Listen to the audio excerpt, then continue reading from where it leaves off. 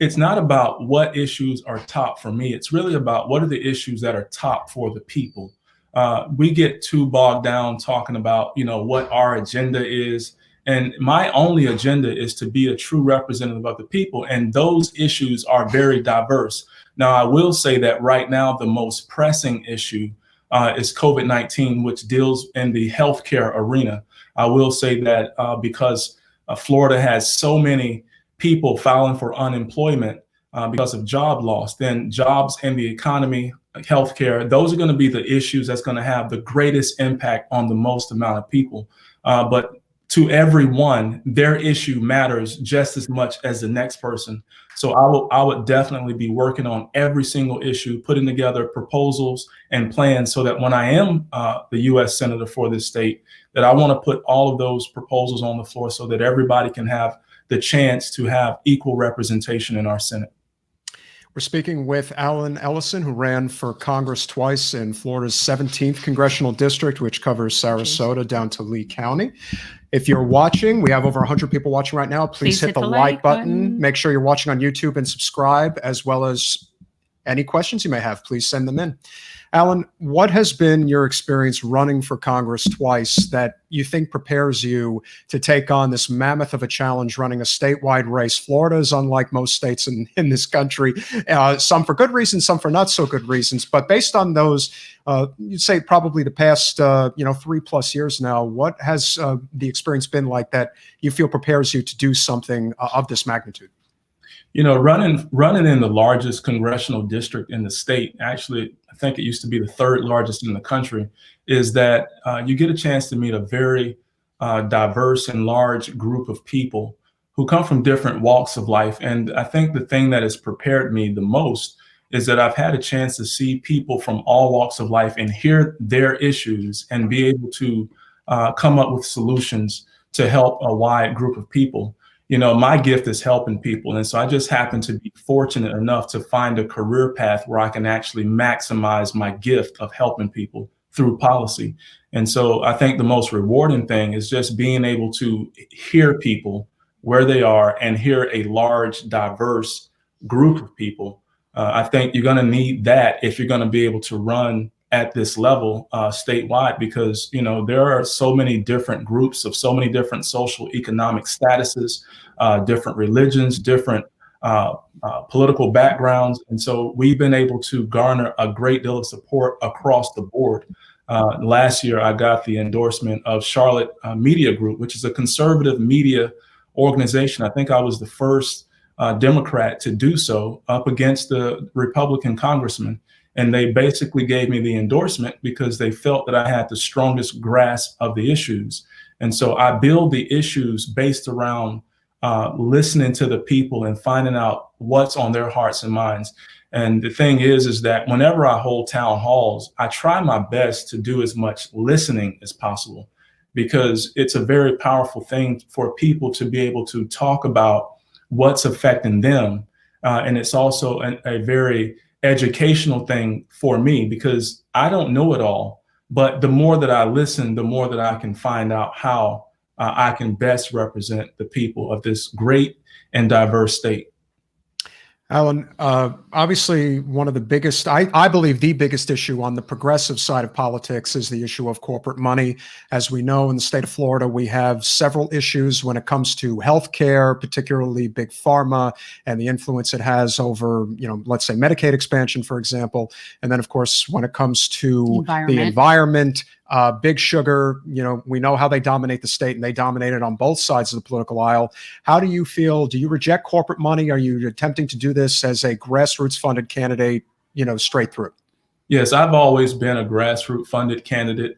When I ran against Greg Steube, it was something that I hit him hard on, and that was you can't regulate and enforce big pharma or the mining industry and all of these corporate giants to do right by the people if you're taking their money. I actually outraised the congressman on a grassroots level. He raised more than me from a corporate level, but just from a grassroots level, I actually outraised him by $44,000. And the thing is that if you want to be a true representative of the people, then you have to not take so much money from corporate interest groups, because usually those groups are going to pull you in ways that may be contrary to what you should be doing for the people. And so I'm very glad that you brought up the environment, because Florida has a great deal of problems environmentally.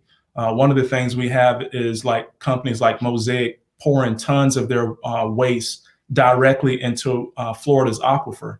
And so when you think about all of the water that exists in the world, only 1% of it is fresh drinking water. So we have to do everything in our power to make sure that we are protecting Florida's most precious commodity, and that's fresh drinking water. And so you think about red tide, blue-green algae. I had a debate with the congressman on this issue, and he said that there was nothing that we can do, when scientists all agree that there are a lot of things that we can do to curb red tide, to curb the effects of blue-green algae and things of that nature.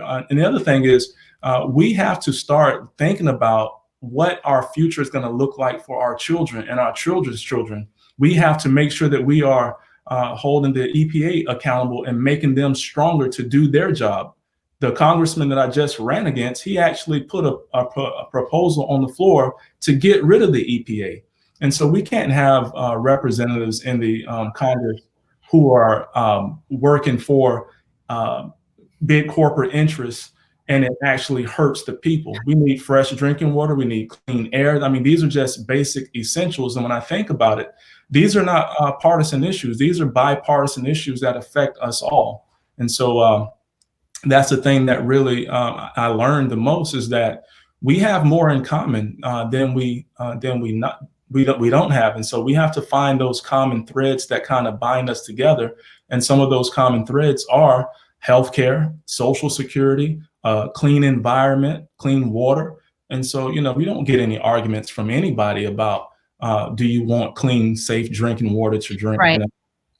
We're speaking with Alan Ellison, Democratic candidate for the U.S. Senate in the state of Florida. He is challenging Marco Rubio. Little Marco. So, Corporate Marco. that as I said before you came on, honestly, you could be the spawn of Satan, and I would probably still support you.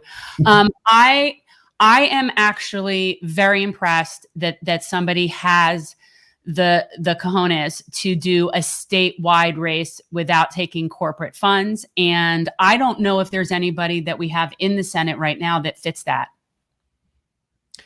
I don't think so. I mean, you've got Bernie, but Bernie's, I mean, and Bernie's an independent, and it's different, and it's been forever. But it's not that. It's that you can't compare a state. And listen, and Vermont's teeny. Vermont is teeny. But, yeah. Not only is Florida the third most populous state in the country, it's probably the first or second most diverse, like California. It's really, it's very extremely diverse. And like you said, you've got the Panhandle, you've got Jacksonville, you've got Central Florida, and then you've got Southwest and Southeast, and they're all very different and very unique in their own way. Yeah, we could be 5 states, really. Granted, with COVID, have you had the opportunity thus far, in a safe way, to be able to get out on the road and travel to various parts of the state? And have you built relationships with, community activist leaders that may be up in Tallahassee, over in Jacksonville or St. Augustine, or, down here in Broward or Miami-Dade, and, starting to build that network that is necessary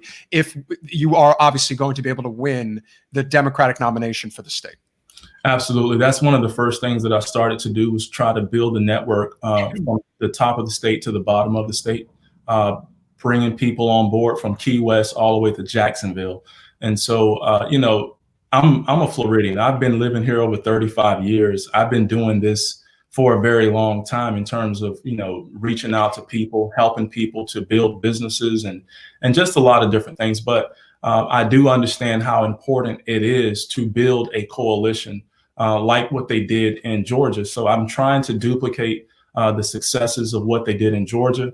That's why we're going on a very aggressive voter registration campaign. Our goal is to turn out 5 million new registered voters by next year. And so we're gonna need a coalition to do that. I don't know if you've seen the movement that we've been able to generate so far. I think in the last 2 weeks, we've gotten over 65,000 Twitter followers, and everyone, for the most part, is looking to retire Rubio. I always say the country is trying to retire Rubio. And so we're bringing people on board. I have people say they're going to come down from Georgia and help us to do this. And so it's a movement, and that's what it is. And so we're going to take this movement all the way and flip Florida blue. All right, let's ask. There were a couple of questions that came up, and I posted this one up because Leroy is asking, do you believe in legalization of marijuana? Absolutely. I think that, 70% of the public in America is already. Yeah. And then his other question was $15 minimum wage. Like, your thoughts on that? Yeah, we have to have a living wage in this country. Thanks for watching.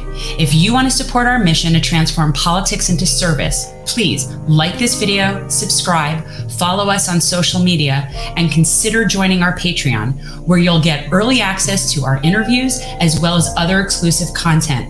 Links are in the description. Peace out.